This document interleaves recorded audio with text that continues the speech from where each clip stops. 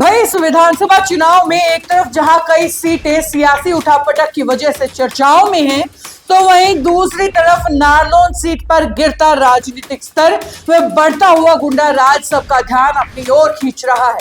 अगर राजनीतिक पंडितों की माने तो नारनौल में इस बार के चुनाव से लोगों में एक डर का माहौल बन रहा है। एक प्रत्याशी के चुनाव लड़ने के तरीके ने मतदाताओं को खौफजदा करना शुरू कर दिया है। इस युवा प्रत्याशी के समर्थकों को लेकर लोग कई तरह के सवाल उठा रहे हैं। यहाँ तक कि इनेलो प्रत्याशी उमेद सिंह लोहान ने तो खुद मन से ही सवाल उठाए हैं कि काले रंग की स्कॉर्पियो में बाहर के गुंडे यहाँ आ रहे हैं। टिकट मिलने और नामांकन के समय उनके काफिले में मौजूद लोगों ने बस में सवार लड़कियों की ओर जिस गंदे तरीके से हाथ हिलाते हुए इशारे किए थे, वो हमारे लिए स्वीकार्य नहीं हो सकता है।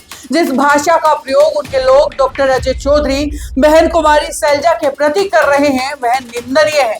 रोहतक महम नंबर की गाड़ियों में सवार पहलवान टाइप गुंडों को देखकर लड़कियों में एक डर का माहौल बन रहा है। लेकिन जिस तरह का हालात पैदा कर दिया इन 3 दिनों में, जिस दिन नॉमिनेशन था उस दिन जो हुड़दंगबाजी नारनौल में हुई, जिस तरह पटाखे राकेट दुकाना का महम जाके बाजे हैं, और जिस तरह हाथ लाए अलामत है, जिस गंदा तरीके थे, और जिस तरह स्कूल में लड़की जो बैठी हुई थी बस में उनके साथ इशारे किए गए, और बड़ा गांव के बारे में और टिकट के बारे में सोशल मीडिया पे और एक पत्रकार मारा भी जा रहा था पेटवाड़ी से गांव, तो उसके सामने जो बातें की गई, और डॉक्टर साहब का फोटो लगा के जिस तरह ऊपर भाषा का उपयोग किया गया, जिस तरह की भाषा का बहन जी के खिलाफ प्रयोग किया गया। और कल भी मैं 9 बजे प्रोग्राम करके जाऊं था अपने बड़े गांव से, 4 गाड़ी रोहतक नंबर की अपने जो सोलगर भाइया का भाटा का मोहल्ला है, मेन रोड पे डीजे बजाए गए, रात में 9:30 बजे उड़दम चला था। 100 गाड़ी रोहतक नंबर की बना रोज, कितने शरीफ आदमी उन माँ आपने बेरा फटिका हुआ 3 दिन में। और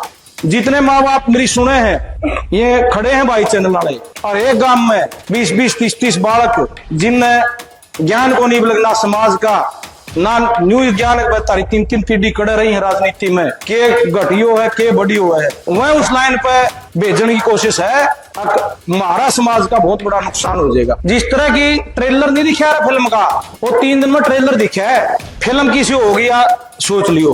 बता दें कि नारनौल का चुनाव हरियाणा की राजनीति में हमेशा से ही बेहद खास रहा है, इसीलिए हर पार्टी बड़ी सोच समझ के साथ अपने सबसे अनुभवी व मर्यादित प्रत्याशी को यहां से मैदान में उतारती है। लेकिन इस बार नजारा कुछ अलग ही है। अब की बार नारनौल की सियासी फिजाओं में घुल रहे गंदे शब्दों और खराब हो रहे माहौल ने मतदाताओं को चिंता में डाल दिया है।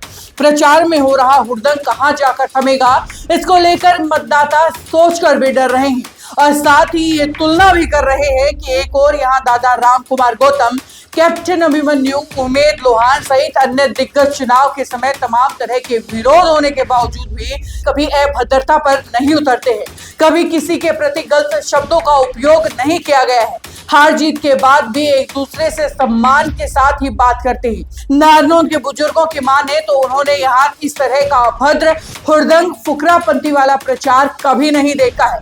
इससे पहले कभी ऐसा नहीं हुआ है कि आधी रात को स्थानीय लोगों की नींद खराब कर ऐसी कान फाड़ू आतिशबाजियां की गई हो। वहीं बाकी प्रत्याशी भी इस वक्त लगातार ये चिंता जाहिर कर रहे हैं कि ऐसी संस्कृति वाले लोग आगे बढ़े तो यहाँ के युवाओं को बर्बादी की ओर ले जाएंगे, उनके करियर को तबाह कर देंगे।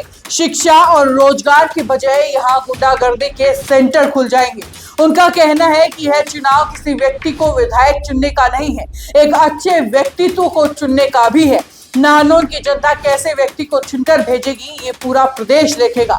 अगर फैसले में चूक हुई तो आने वाली पीढ़ियां उन्हें माफ नहीं कर पाएंगी। अभी आपके पास पूरा समय है, आप प्रत्याशी की पढ़ाई, उसका परिवार और उसका व्यवहार देखने के बाद ही अंतिम फैसला लें। खैर, ये आरोप है बाकी प्रत्याशियों के। बाकी आपकी इस बारे में राय क्या है, कमेंट बॉक्स में लिख करके बताइए और जुड़े रहिए सिटी बिग न्यूज के साथ। नमस्कार।